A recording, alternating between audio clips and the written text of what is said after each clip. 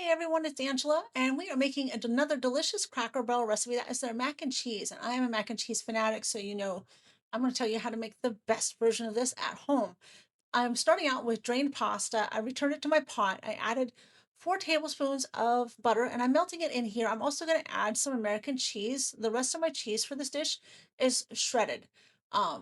Do your own shredding. You can buy those packets of the shredded cheese, but when you're making mac and cheese, it really pays off to shred your own because the packaged mac and cheese has the anti-caking stuff, so it just doesn't melt as well. Just saying, just put it out there. It's up to you because the other is certainly easy and quick.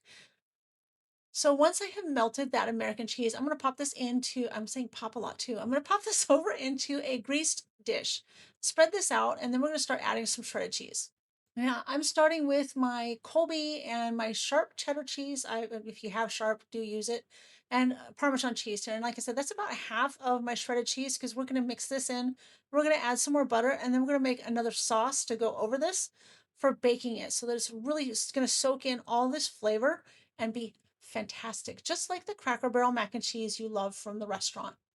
I had some pats of butter that we used earlier. The remaining 3/4 cup sliced pats of butter is what we're going to place over the top of our kind of assembled pasta dish so far here. We'll mix the sauce next, starting with evaporated milk, and then we'll add milk and some eggs and yellow mustard and salt and pepper. We'll mix that up until it's nice and smooth, and then we'll pour that over our assembled mac and cheese dish so far. Pour your mixture over the assembled dish here, and then we'll start adding the remaining cheeses. Now, if you haven't already, make sure your oven is preheated to 375 degrees. Then we'll add all the remaining cheeses, the cheddar, the Colby, and the Parmesan cheese, spreading it in an even layer over the top. We're going to bake this for about 20 minutes until it's nice and bubbly and golden as you see here. But when it comes out of the oven, cover it with aluminum foil and let it finish cooking for about 10 minutes before serving.